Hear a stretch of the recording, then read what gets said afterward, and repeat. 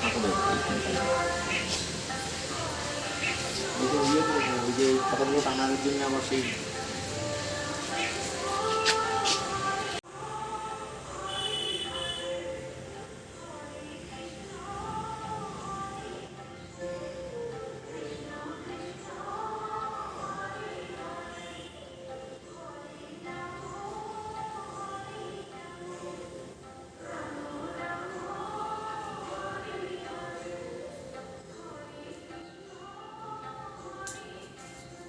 মাছটা তো যাতে একটা মানুষের না এইভাবে সিদ্ধান্ত নিতে পারি।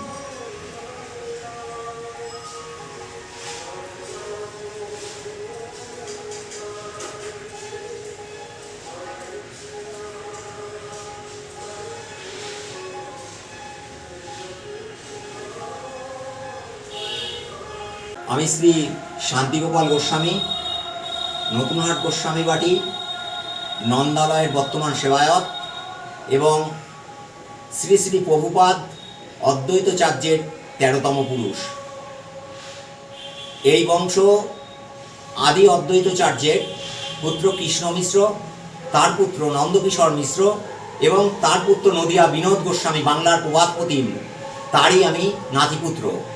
এই আমাদের শ্রী বিগ্রহের নাম শ্রী শ্রী রাধামদন গোপালজিউ।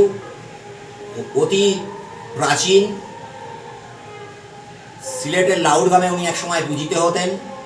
আমার কাছে যে সমস্ত ইতিহাস কথিত এবং লিখিত আছে, লিখিত ইতিহাসের উপর ভিত্তি করে বলতে পারি আমাদের নতুনহাট গোস্বামী পার্টির এই শ্রী শ্রী রাধামদন গোপালজিউ আদি রাধামদন গোপালজিউ, এবং উনি অদ্বৈত বংশের প্রথম মূর্তি বলে আমাদের কাছে লিখিত ইতিহাস আছে।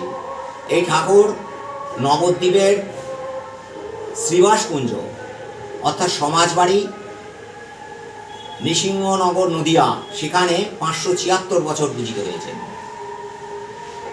পরবর্তী সময় 2000 সালের অঘ্রাণ মাসে একটি শুভ দিন দেখে আমরা যেহেতু তার বর্তমান উত্তরাধিকারী এবং অদ্বৈতাচার্যের 13তম বংশধর, ছেলের পুত্র, আর সেই জন্য আমরা আমাদের ঠাকুর বর্তমান নন্দালয়ে এনে প্রতিষ্ঠিত করেছি।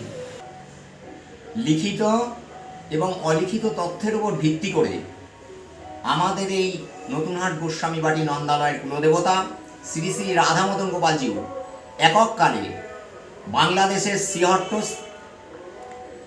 বর্তমান সিলেট লাউড়গ্রামে কমলাক্ষ মিশ্রের আদি বাড়িতে পূজিত হতেন। পরবর্তীকালে আমাদের এই বংশের অর্থাৎ অদ্বৈতাচার্যের পুত্র পপৌত্র নন্দকিশোর গোস্বামী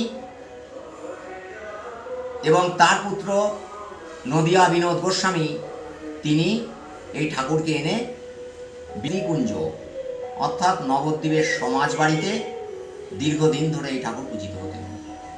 এই ঠাকুরের সংক্ষিপ্ত ইতিহাস বলতে গেলে বলতে হবে উনি বাংলাদেশের তৎকালীন নদিয়া, বর্তমান কুষ্টিয়াতে ভাড়ামারা বামনপাড়াতে দীর্ঘদিন ধরে শ্বেত পাথরের মন্দিরে পূজিত হতেন। তার অবস্থান বর্তমান এখনও আছে, বাংলাদেশ সরকার দ্বারা সংরক্ষিত।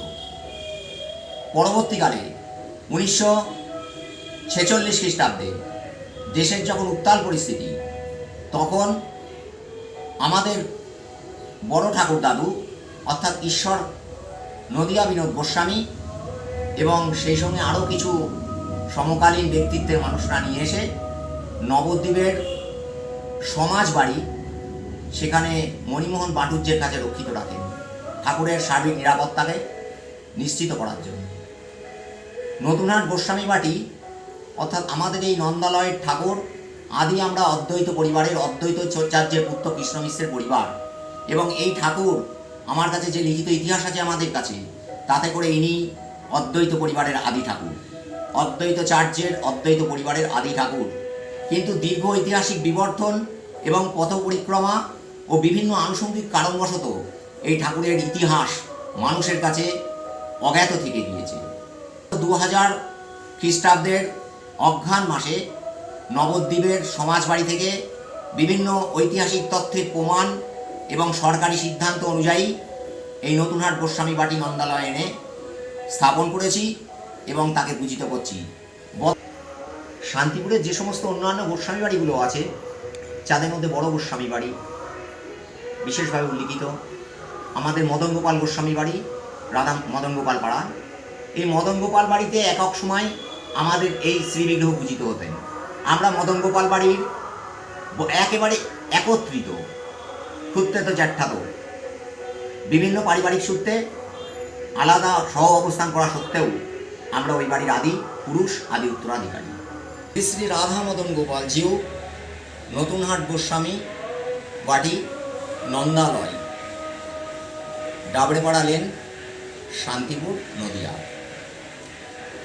এই বংশের সংক্ষিপ্ত ইতিহাস সম্পর্কে আমি শ্রী শান্তিগোপাল গোস্বামী, অদ্বৈতাচার্যের ত্রয়োদশ পুরুষ, নদিয়া বিনোদ গোস্বামীর নাতি শ্রী শান্তিগোপাল গোস্বামী, তার সংক্ষিপ্ত ইতিবৃত্ত তুলে ধরছি।